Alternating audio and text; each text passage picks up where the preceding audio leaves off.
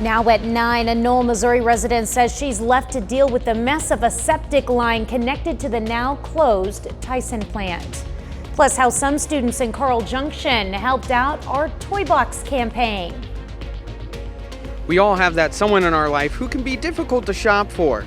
I'm Anthony Saviello, hopefully bringing you some Christmas shopping inspiration. The 4 states' most watched news starts now. This is KOAM News at 9 on Fox 14. I'm Tanya Bach. Authorities arrest a Joplin man for a sexual assault against a child. Joplin police arrested this man, 21-year-old Kenneth Corcoran, for first-degree statutory sodomy. Police noted that Corcoran moved to Joplin only a week ago and moved around often. The victim, a 5-year-old girl, detailed the incident during a forensic interview, which was verified by a safe exam. Corcoran is being held on a no bond at the Jasper County Jail. A Knoll resident finds herself in a battle with Tyson Foods regarding the septic system in her house. KOAM's Fernanda Silva spoke to her to understand. There's, tons of cabinets. Pick one, and you're more than welcome. You can smell the smell. I'll just open up a drawer, and it smells. According to Knoll resident Sarah Kelly, the reason for the bad smell in her house, it's clear. That is this Tyson septic clean out for this. You can see right here where there's poop and buildup. You can only imagine the tampons and the toilet paper and things people have eaten and poop that came flooding up out of this hole. Kelly also fears for her 5-year-old kid. Mold and mildew and stuff like that, bacteria from all that. Who wants to know later on that your kid's been exposed to something like that? And I don't know, just clean it up. The wastewater operations in the area where Kelly lives are currently operated by Tyson. For Kelly, the cleanup responsibility is Tyson's, but Knoll's mayor has a different perspective. I've been up there and seen the place, as well as my wastewater superintendent. We both looked at it from the outside. You can't see underground. I feel pretty sure that the problem is actually within the house itself. Tyson says the company is currently working with local and state officials to transition the wastewater operations from the former Tyson Foods Knoll facility to the city of Knoll. Lance believes that only an inspection can show who is responsible for Kelly's house problem, and he hopes Tyson will work on the examination. They assure us that they want to be good stewards. Well, that would go a long way to showing that they actually do. In Knoll, Fernanda Silva, KOAM News. Now, according to Tyson Foods, this process is being funded by the company and will be completed in early 2024. And we also sent questions to Tyson regarding Sarah Kelly's home, but they still have not answered those questions. Chief Meteorologist Doug Hetty joins us with a first look at weather. Well, of course, we got some rain for us today. It's been very light across the region. We're going to continue to get some light showers and drizzle tonight, even into a chunk of the weekend. But temperatures, we still went to 56. Not bad. It's above our average high, 48 degrees. Started at 46. Average low is 29 degrees. But our temps are sitting into the mid 40s. And we're going to hold fairly steady as we go through the overnight hours. We've been tracking these showers rolling off toward the east. And let me go ahead and I'm going to stop this for you at about 2 a.m. You can still see light showers rotating through. So we're going to start the day tomorrow with a little bit of drizzle. Could still pick up a few showers tomorrow afternoon. So we're going to be talking about that. Also looking down the road, all coming up here in just a bit. All right, thanks, Doug. Habitat for Humanity in Joplin today received a grant to help them continue to build the future. The U.S. Bank Foundation donated a check for $10,000 to the nonprofit. The grant will go towards the Habitat House construction program, where low-income families who qualify to work to build their home. And now, if you have someone in your life who may be difficult to shop for, KOAM's Anthony Saviello has some gift ideas that could help you out this year. We all have that one person in our lives that has everything.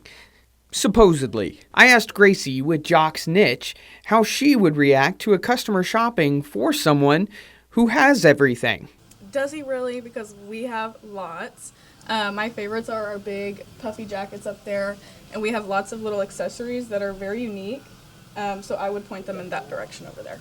So I put Gracie's skills to the test. Do you think that you could deck me out in some Chiefs memorabilia, make me look like a true sports fan? I think that I can. Should we try it? Yes, let's go. Okay. So we found some gear and some shoes to match. Then I harnessed my inner model. Oh, that looks good. Just a sweatshirt. It's a nice I like it. I support her. I think we did a good job. But not everyone is a sports fan. If you're like me, you may have a bookworm or two in your life. Used bookstores are a must. Or maybe you have a more eccentric person in your life. Gosh, this store was created for that person that's hard to buy for. I mean, this store is filled with super unique items, super curated, vintage, but this is the type of place that there's just one of everything. So if you're looking for something that's super unique for that very unique family member that has everything, we're definitely worth at least coming in and taking a quick stroll. A reliable Saviello tradition that's happened in the past few years. It's a pretty simple gift-giving idea.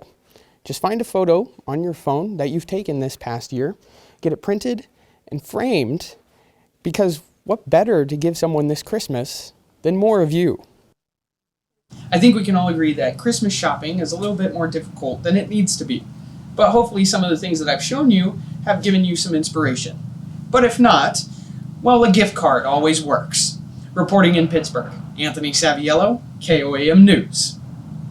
Great ideas, Anthony. If you are last-minute shopping, it's important to note that many businesses who do custom work are reaching that cutoff for Christmas.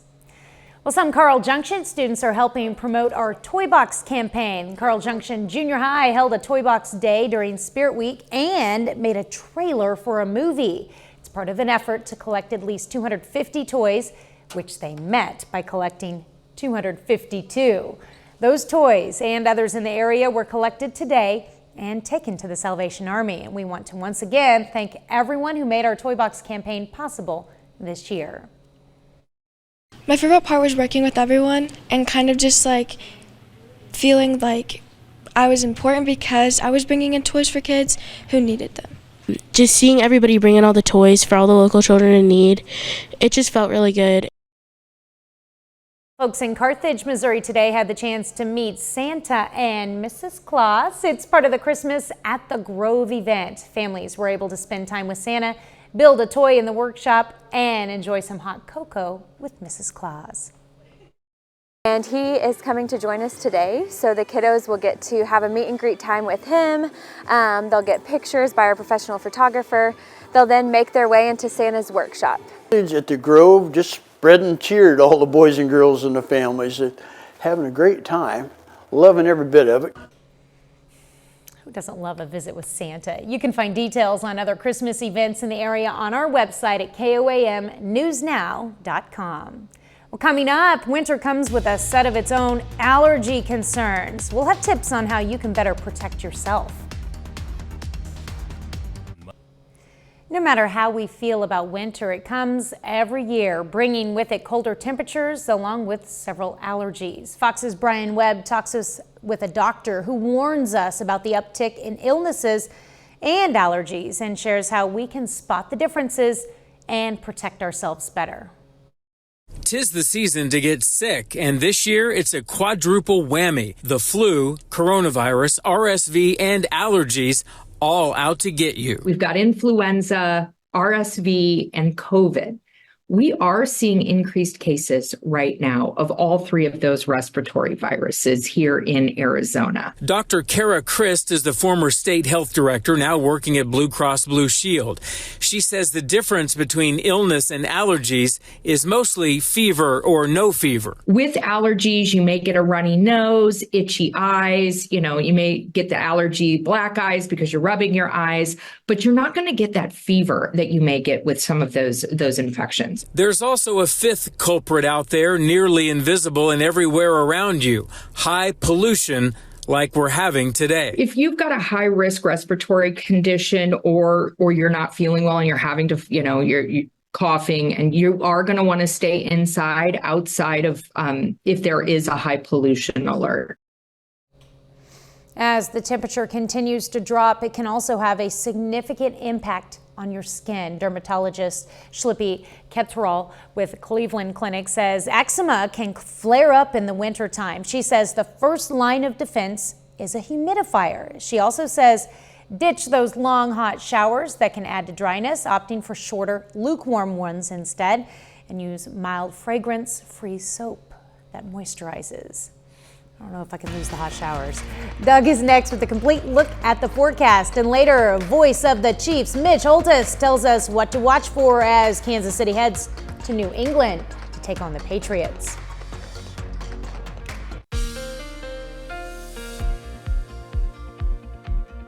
Well, we actually had a pretty good week. Temperatures for highs most days were right around 60 degrees. A little bit cooler for us today with the clouds and the light rain that we have been seeing. So the roads are wet, so be careful if you are going to be out there tonight. Even when these showers kind of start tapering off a little bit later on tonight, we're still going to have pockets of drizzle through the overnight hours. Roads are wet. Nice shot. This is our Cornell Arts and Entertainment Tower cam, looking downtown off toward the north and to the east. Rain's not been heavy, but it is creeping up, only 1/10 of an inch. Hopefully we hit 2/10 of an inch. We're so far behind. We're over 14 inches behind. Heaviest rain of at least 1/4 to 1/2 an inch. Yates Center, Fredonia, Independence. A little swipe just south of Parsons, but all this kind of lighter blue is 1/4 of an inch or less. So this has been a very light storm system, but at least we're getting some rain. We'll definitely take it. Heaviest rain's been pushing into southwestern Missouri. It's not even heavy, but you can see the counterclockwise swirl here, northeastern parts of Kansas. So that's our area of low pressure. The showers all the way down into Missouri and Arkansas. Now, behind it, we're still going to get those pockets of drizzle and a random shower as we go through the overnight hours tonight. Plus, there's a secondary little wave, western parts of Minnesota, which will slide in behind this guy, and that could give us a few random showers again tomorrow afternoon. All right, so let me walk you through time. I'm going to stop this 2 a.m. Spotty light showers and drizzle. Consistent temps, mid-40s.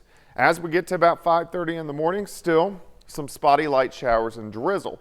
Then most of the morning just cloudy.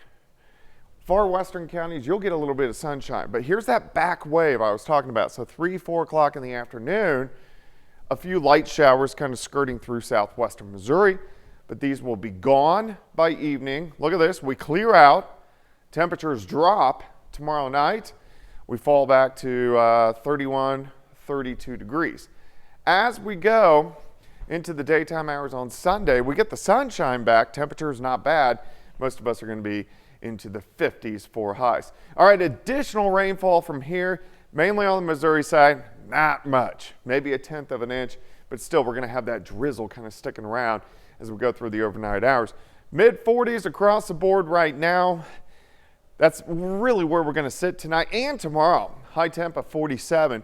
Cold night tomorrow night, but we rebound back to 55 on Sunday, which is nice. In fact, a little bit warmer than that as we get into Monday, Tuesday, and Wednesday. Chances for rain increase Thursday into Friday. Then we have another storm system behind it, which will start to affect us as we get into Christmas Eve. So that's going to be interesting to watch for us next week. 47 tomorrow, 55 Sunday, 45 cooler on Monday, back to 50 Tuesday. Rain chances increase again late next week. Tanya?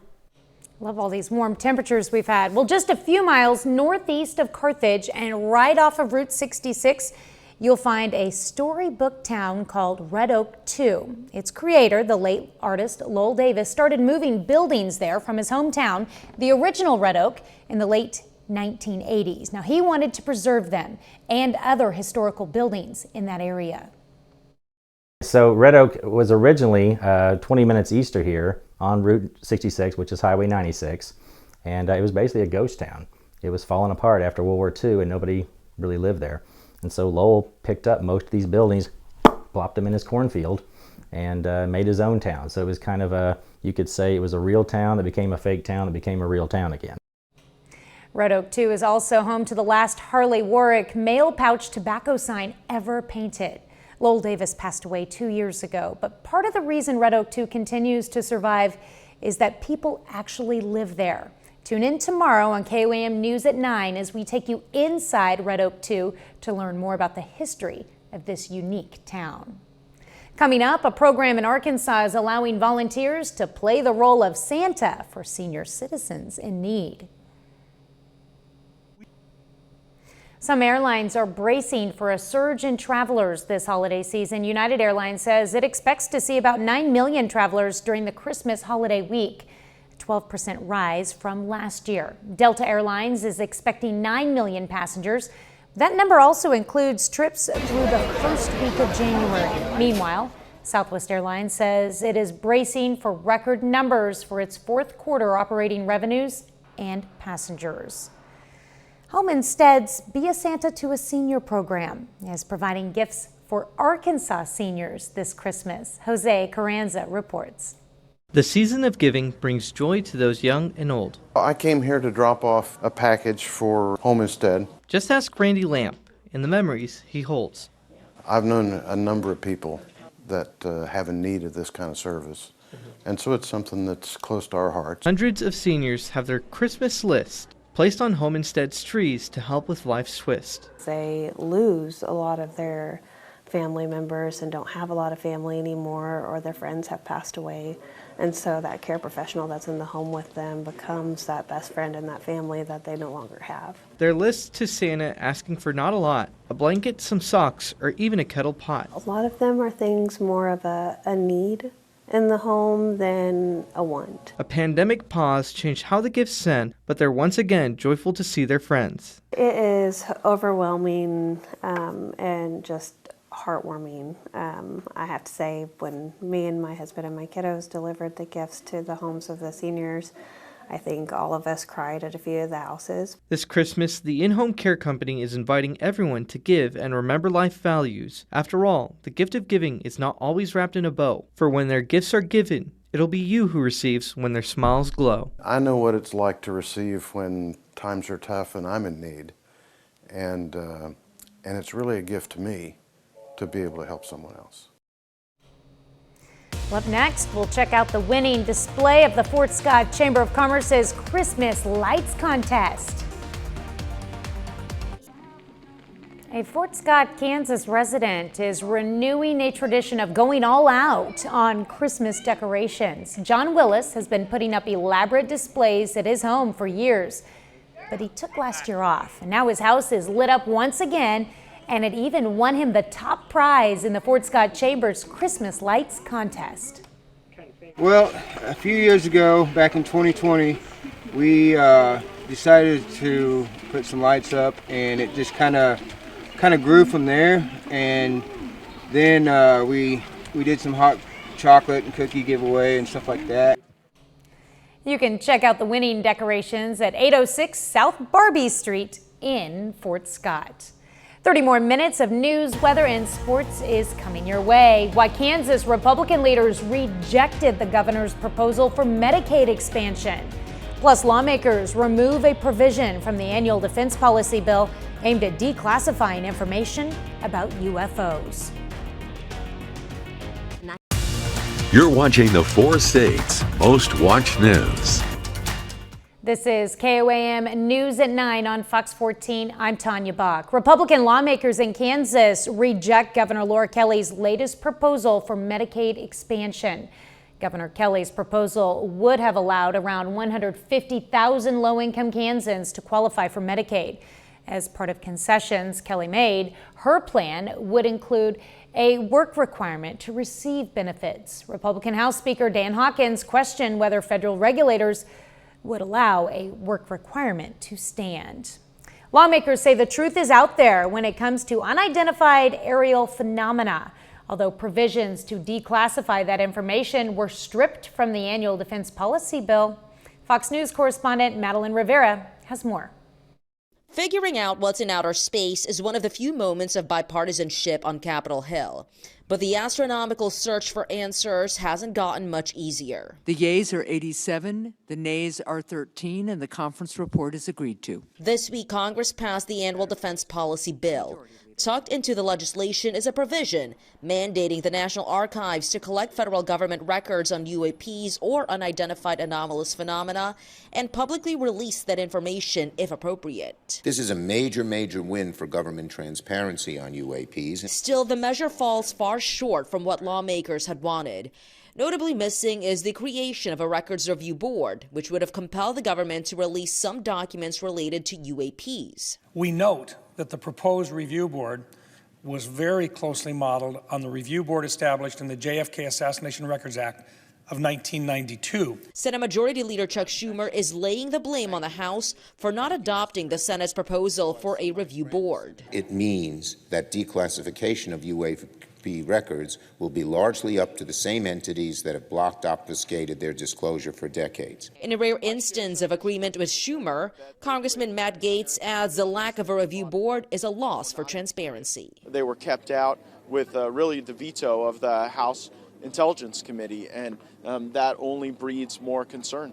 The fight for information isn't over. The UAP caucus is planning to interview a UFO whistleblower in January. In Washington, Matla Rivera, Fox News.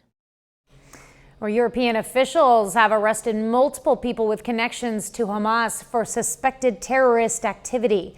3 people were arrested in Berlin on suspicion of planning attacks against Jewish people or institutions, and a 4th arrest was made in the Netherlands. All 4 suspected of being longtime Hamas members. In Denmark, at least 6 people could also be facing charges related to terrorism. As the fighting ramps up, Israel and the U.S. are increasingly at odds over what a post-war Gaza will look like. Fox News senior foreign affairs correspondent Greg Palcott has more from southern Israel. The fighting in Gaza showing no sign of slowing down as pressure grows for Israel to do more to avoid civilian casualties. But high-ranking officials here are increasingly pushing back on suggestions that the IDF is killing too many non-combatants, pointing out Hamas, not Israel, is using civilians as human shields. And now they're asking world powers to flip the script and start pressuring the terrorists, but it won't be easy. They would shut the door. Well, I'm not sure about that. Yes, they would. They would. Well, why don't you try it? Yeah. Meanwhile, the focus is slowly turning to who will rule Gaza after the fighting stops. National Security Advisor Jake Sullivan visiting the region on Friday, advocating for a 2-state solution that would see the Palestinian Authority take charge when the IDF withdraws. But the Palestinians say that won't happen without more American pressure. Now that United States has talked the talk, we want Washington to walk the walk, meaning that we need specific measures to implement the 2-state solution. That suggestion not sitting well with top Israeli officials. They claim Israel has no intention of permanently occupying Gaza, but it's still not clear who would be installed to govern the territory. We have to deal with some core issues, the behavioral mode of our partners, and how do we secure the safety and well-being of Israelis and Palestinians. And the attacks on Israel keep coming. More rockets were fired at Jerusalem today, most of them knocked down by the Iron Dome. In southern Israel, Greg Palcott, Fox News. A bit later, making sure the holidays go off without a hitch. If you're hosting a party, there's always a chance something can go wrong. I'm Garrett Tinney in Chicago with how to handle holiday gathering hiccups coming up.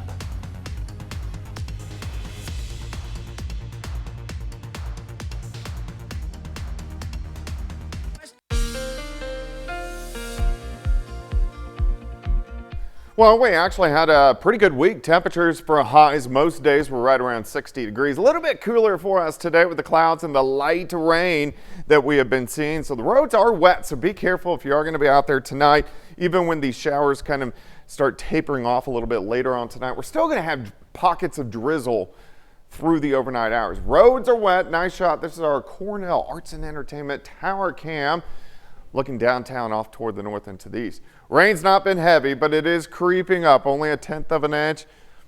Hopefully we hit 2/10 of an inch. We're so far behind. We're over 14 inches behind. Heaviest rain of at least 1/4 to 1/2 an inch. Yates Center, Fredonia, Independence. A little swipe just south of Parsons, but all this kind of lighter blue is 1/4 of an inch or less. So this has been a very light storm system, but at least we're getting some rain. We'll definitely take it. Heaviest rain's been pushing into southwestern Missouri. It's not even heavy, but you can see the counterclockwise swirl here, northeastern parts of Kansas. So that's our area of low pressure. The showers all the way down into Missouri and Arkansas. Now, behind it, we're still going to get those pockets of drizzle and a random shower as we go through the overnight hours tonight. Plus, there's a secondary little wave, western parts of Minnesota, which will slide in behind this guy, and that could give us a few random showers again tomorrow afternoon. All right, so let me walk you through time. I'm going to stop this 2 a.m. Spotty light showers and drizzle. Consistent temps, mid-40s. As we get to about 5:30 in the morning, still some spotty light showers and drizzle. Then most of the morning just cloudy. Far western counties, you'll get a little bit of sunshine. But here's that back wave I was talking about. So 3, 4 o'clock in the afternoon, a few light showers kind of skirting through southwestern Missouri. But these will be gone by evening. Look at this. We clear out. Temperatures drop tomorrow night. We fall back to 31, 32 degrees. As we go into the daytime hours on Sunday, we get the sunshine back. Temperature is not bad. Most of us are going to be into the 50s for highs. All right, additional rainfall from here, mainly on the Missouri side, not much. Maybe 1/10 of an inch, but still we're going to have that drizzle kind of sticking around as we go through the overnight hours. Mid-40s across the board right now. That's really where we're going to sit tonight and tomorrow. High temp of 47. Cold night tomorrow night, but we rebound back to 55 on Sunday, which is nice. In fact, a little bit warmer than that as we get into Monday, Tuesday, and Wednesday. Chances for rain increase Thursday into Friday. Then we have another storm system behind it, which will start to affect us as we get into Christmas Eve. So that's going to be interesting to watch for us next week. 47 tomorrow, 55 Sunday, 45 cooler on Monday. Back to 50 Tuesday. Rain chances increase again late next week. Tanya? All right, well, we need the rain. Well, coming up in sports, Mitch Holthus previews the Chiefs matchup with the Patriots on Sunday. Plus highlights from tonight's basketball showdown between Parsons and Labette County. John Dales has those stories and more up next.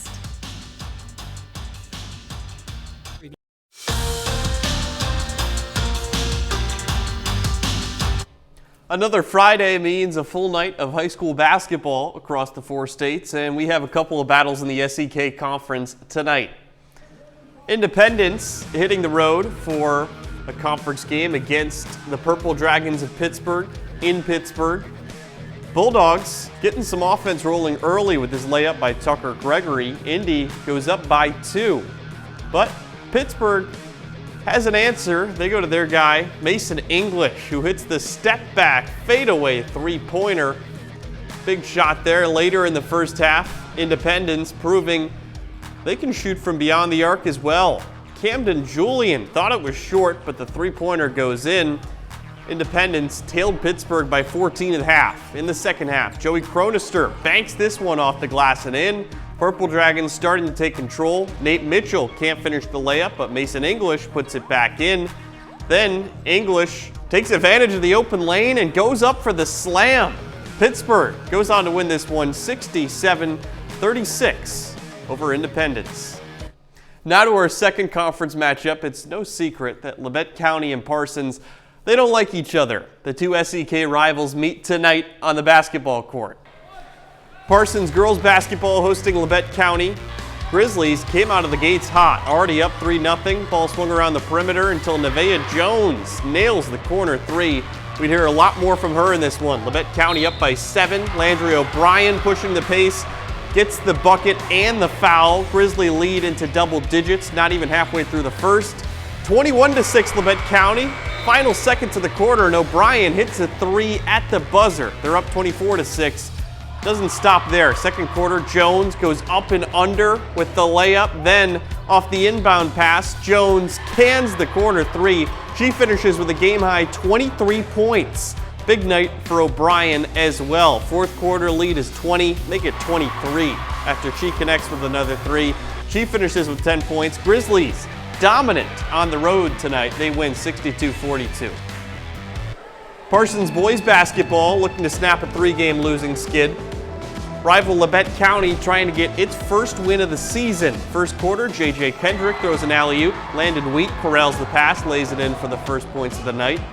Later in the first quarter, Jaeger Quirin takes his defender to the low post, then falling back, hits the fadeaway jumper. Vikings up by 4. Last minute of the first quarter now, Connor Barkas deflects a pass. J.J. Kendrick gets control. He elevates for 2 more. Parsons leads 7-1 after 1 quarter, holding Labette County without a made field goal. Second quarter now, Grizzlies waking up a little bit. Dylan Johnson hits a corner three to eat into that lead. Then Barrett Eaststand off the catch and shoot. The sophomore nails the three, puts his team on top by 3. This one would stay close throughout, but Parsons gets the win at home. Vikings take it 42-32. To the NFL, this Sunday, the Chiefs go on the road to Foxborough to play the Patriots. These two have had some great battles near the end of the Tom Brady era in New England. Past couple years, not quite as much. More on that in this week's Minute with Mitch.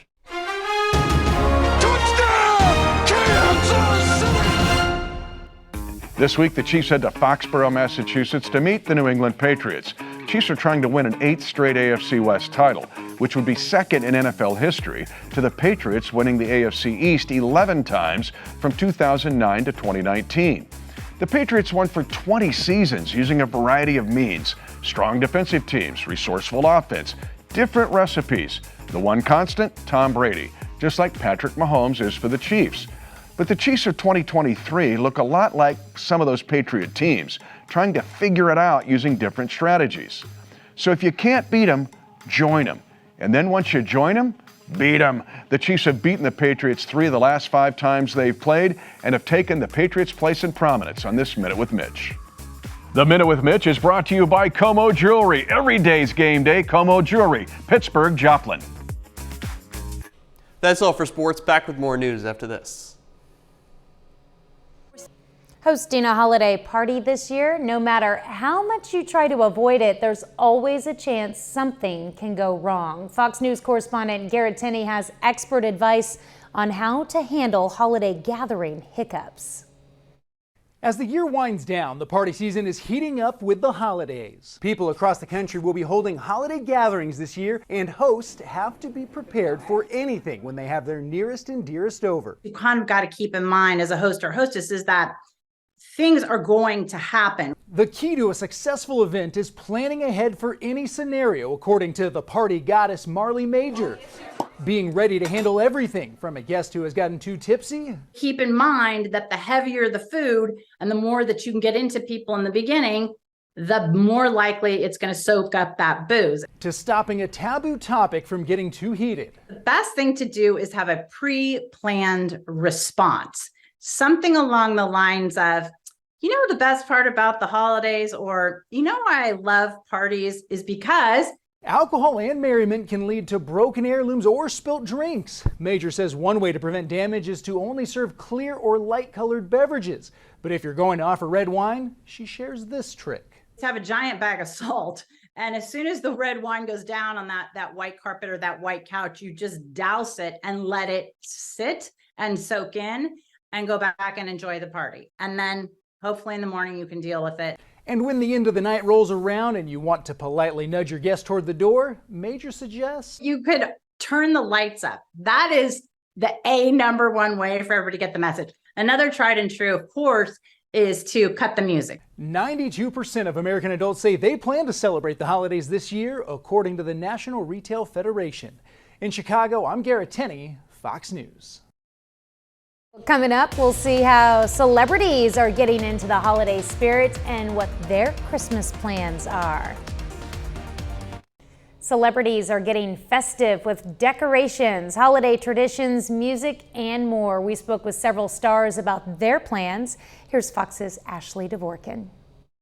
It's the beginning to look a lot like Christmas. Star-studded holiday traditions include favorite films. What are some of your favorite traditions or a movie that you watch on repeat every holiday season? I live in New York. I love going to go see the tree in Rockefeller. Seeing the Times Square ball drop on TV because I grew up close to it. I just rewatched Love Actually, though, on a flight to Brazil, and I was sobbing the last 10 minutes. I'd like to propose a toast. I think it's like 1970. Musical version of A Christmas Carol called Scrooge. That actually I watch every year. I love that. Since I saw it in the theater when I was a little kid. Take it off! There's quality family time. We play games, we do talent shows. Decorating starts early in some homes. It starts with us December 1st. The stuff goes in the yard, and then it gets more and more. About 2 weeks out of Christmas, the tree is up. My mom is a big Christmas person, like a really big Christmas person.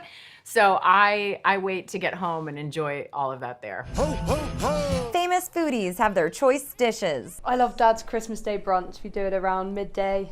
Some delicious scrambled eggs. Have that turkey in the oven from like 9 o'clock in the morning. Let it rest for about 4 or 5 hours, and then we sit down to this lovely dinner about 5:30, 6 o'clock in the evening. It's also about pressing play on favorite festive tunes. My favorite song is Silent Night, so that would definitely be playing. The Charlie Brown Christmas Special vinyl record by the Vince Guaraldini Trio. Elvis Christmas music, come on. Well, I'll have a hair balloon Christmas without you. In Hollywood, Ashley Dvorkin, Fox News. That's our time for tonight. Thanks for joining us. We're going to leave you with video of animals at a Chile zoo opening Christmas gifts. Have a great night and an even better weekend.